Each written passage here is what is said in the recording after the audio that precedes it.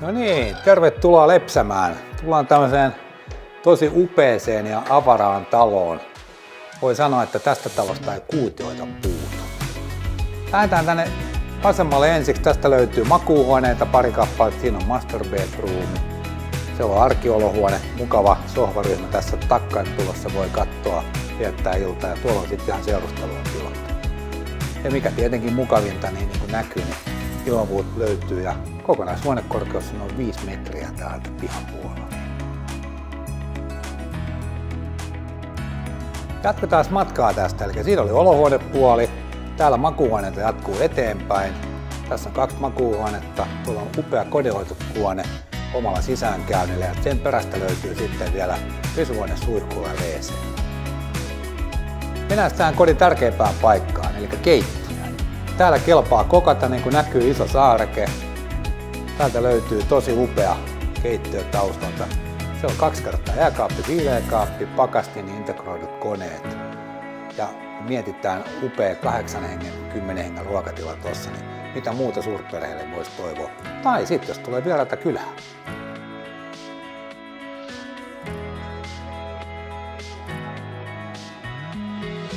No niin, nyt niin kuin alussa jää varmaan mainitsematta, että tämä on aito yhdistelmä omakotitaloa ja mökkeilyä.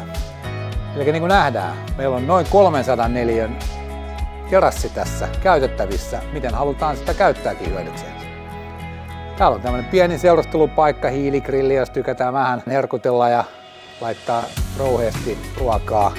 Sitten tähän, kun tulee vieraita, niin tähän tullaan sitten varjon alle istumaan ja otetaan vähän drinkkiä tai muuta mukavaa. Ja täältähän löytyy se aito ruokapaikka sitten, että täällä on kunnon ruokapöytä ja siellä on tiskialtaat, siellä on kaasugrillit ja ei muuta kuin pihviä tai kanaa. Tuolla on kanalla takana, otetaan sieltä kanat ja laitetaan paistamaan.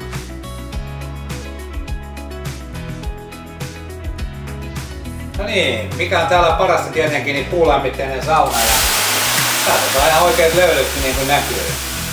Eli nyt ollaan tässä saunarakennuksessa, tuossa on iso saunatupa, siinäkin on takka, niin kerran vierashuoneena toimii 2 suihkutila tässä ja täällä on todellakin myös sähkösauna. Nähdään kohta pihalla. No niin, nyt on saunottu ja puhdistauduttu ja nyt tullaan tänne pihalle nauttimaan tästä auringonvalosta ja kertomaan vähän missä me nyt ollaan. Eli me ollaan täällä Lepsämässä, Nurmijärven kunnassa. Meillä on omakotitalo 210 neliöä asuinpinta-alaa, sitten on tää mökkirakennus, noin 56 neliöä tilaa, siellä on vielä makuuhuone. Tuolla on muuten autokatos autotallin rakennus noin 64. Ja kaikista isoin asia täällä, kun ollaan omassa rauhassa, että täällä on yli 5000 neliön omaton. Minä olen Jukka-Pekka Biinek, Neliöt liikkuu LKV ja hyvää kesää!